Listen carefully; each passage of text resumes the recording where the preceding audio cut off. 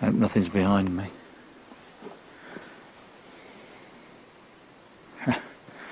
Not a problem.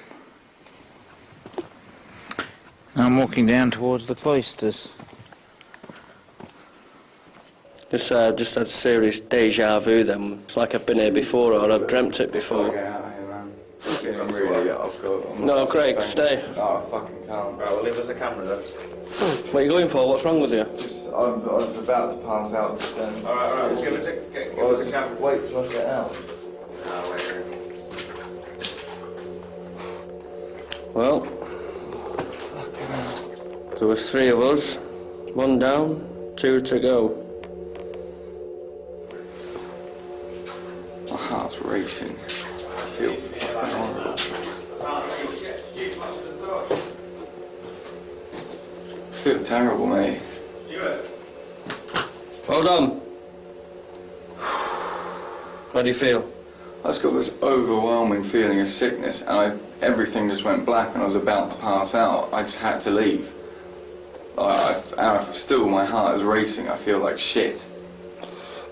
Think it's nerves? No, I don't think it is, because it just suddenly came over me so fast. Just for the record, I've just left Rick on his own. I'm shaking. Without any formal light whatsoever, so I'm just going to go back in there now. You take that and my legs are gone. I can't even walk.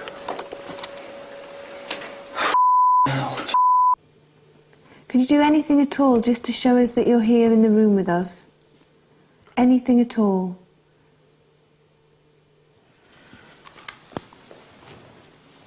How do you feel, Phil? Fine. Nothing? No. How does, I'm getting cold, but maybe that's probably because I'm sitting still. Is anybody else feeling cold? I was just thinking that exactly when you said that. It's nothing extreme. Just like a breeze. It just feels like the temperature's dropping a bit. Oh, I am getting a breeze on my ear again. Are you? Yes, I am. Okay. And the temperature for me is dropping quite rapidly. Okay. Do you feel cold, Carl? No. Phil? No. My hands feel cold. Just here. Actually, there's one thing I do feel is absolutely shattered. You look shattered. Yeah. I was trying to actually think of an excuse to say to all of us, can we close our eyes and try and see what we can do so I can go to sleep. If I close my eyes, I will go to sleep. Should we make a move? Should we blow the candles out? It was now up to Richard Felix to hopefully come across something paranormal. He was on his own in the grounds, trying to conquer his fear. It's that dark door ahead that bothers me. What's through there? Oh my God. This is your worst nightmare. What's through the blackness? If there is anything, I'm out of here.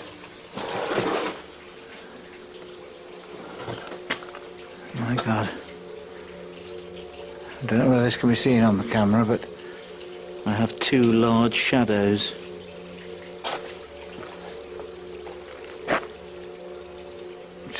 No, it's too much.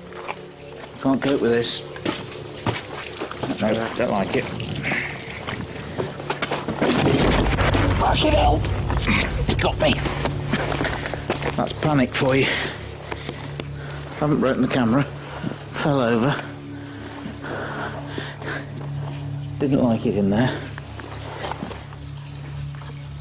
Not that brave, are you? Going back to the house now, please.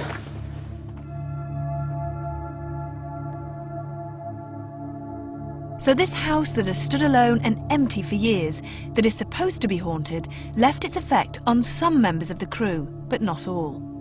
Derek believed he contacted a malevolent spirit, a hooded figure that has been seen regularly. We never did find out who this spirit once was, or why he still haunts. Richard Felix thought he saw a dark figure in the grounds. Some strange noises were heard and a mysterious light shone at us through the woods. Aberglasney House certainly is an interesting place to investigate, but is it haunted?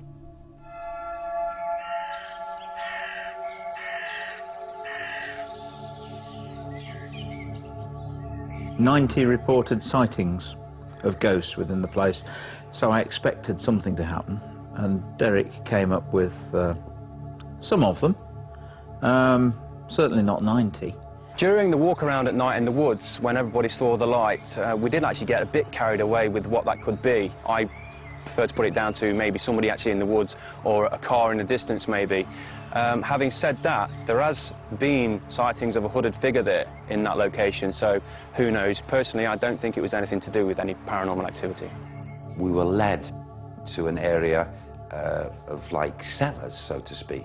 I was aware of this pulling down hard on my shoulders, and with just, I suppose, a mental energy said, no, I don't wish this, and it away from me, thankfully.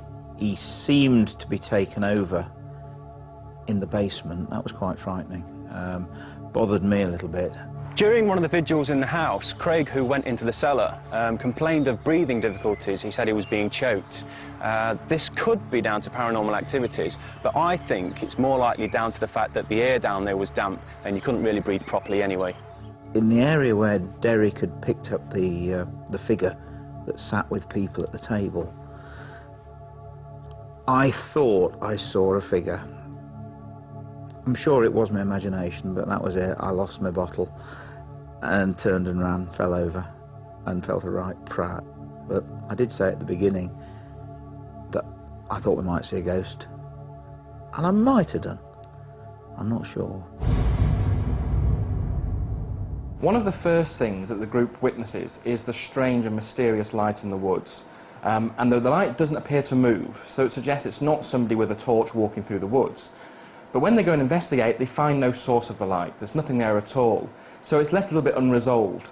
But what we do see is shortly after that is that the group does start to experience things which they start to interpret now in terms of perhaps a paranormal explanation. So, for example, Yvette hears some strange breathing in her ear, only to find out shortly after, or in fact when they start to edit the material, that perhaps it seems to be just a moth was flying in and out of her ear. But at the time, it's very worrying, and it leads the group to think perhaps something unusual is happening. What are you going for? What's wrong with you? Just, I was about to pass out. All right, well, give us a camera. Wait for us to get out. When we look at the three lads down in the basement, Rick, Craig and Stuart, again, it's a very nice example of how the crew seems to be becoming a little bit more sceptical and critical in their approach to investigations, which is a very good thing. And what I'm talking about here is that even though we have Craig, who seems to be reporting feeling ill and headaches, Stuart and Rick don't go along with that and saying, yeah, well, I feel a bit odd here too. They have their own opinions and they're happy to voice them. So again, it suggests that they're not just going along with the sort of general opinion of the people they're with. They're actually starting to stamp their own individual opinion. And I think that suggests or reflects that they are becoming a little bit more sceptical in their investigations. And I look forward to seeing more of that in future investigations. How do you feel?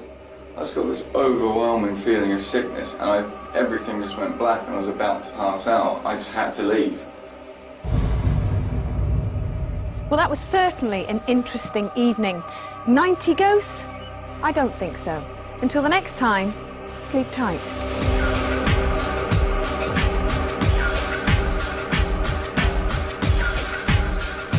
Don't laugh at my bottom.